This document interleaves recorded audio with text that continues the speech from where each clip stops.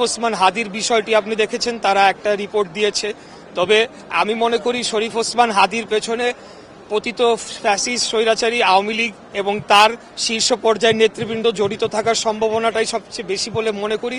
কারণ বিভিন্ন অডিও রেকর্ডের মাধ্যমে আপনারা দেখেছেন সেখানকার পলাতক নেত্রী তিনি কিন্তু এখানে আমাদের ভাইদেরকে হত্যা করার জন্য যারা গণ অভ্যুত্থানে বিশেষ করে ভূমিকা রেখেছে তাদেরকে হত্যা করার নির্দেশ দিচ্ছেন। এখন আপনার যে প্রশ্নটায় চলে আসে যে নির্বাচন বানচাল করার বিষয়ে, নির্বাচন বানচাল করার বিষয় তো প্রতীয়মান বিদ্যমান। এখানে যারা বাদ পড়ে যাবে রাজনৈতিকভাবে, যারা এখন তাদের অংশগ্রহণ করার কোনো সুযোগ নাই, যাদেরকে জনগণ ঘৃণাভরে প্রত্যাখ্যান করেছে, তারা চাইবেই যে নির্বাচনটা যাতে সুষ্ঠুভাবে সম্পন্ন না হোক, এটা তাদের মোটিভ।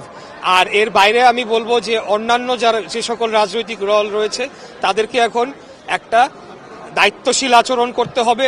বাংলাদেশে নির্বাচনের অন্য কোনো বিকল্প নেই, একটা নির্বাচিত সরকারের অন্য কোনো বিকল্প নেই।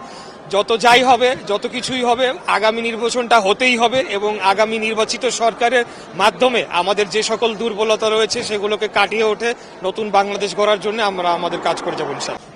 আমাদের গতকাল স্বেচ্ছাসেবক দল ঢাকা মহানগর উত্তরের সাবেক সভাপতি মুসাব্বিরকে যেভাবে হত্যা করা হয়েছে সেটার কিন্তু ইতিমধ্যে বেশ কিছু সিসিটিভি ফুটেজ এবং আলামত পাওয়া গিয়েছে। তাই আমি বলবো আইন শৃঙ্খলা রক্ষাকারী বাহিনী যাতে দ্রুততম সময়ে এটা আপনার তদন্ত করে তারা যাতে প্রকৃত দোষীদেরকে চিহ্নিত করে বের করতে পারে সেই পদক্ষেপ তাদেরকে নেওয়া উচিত।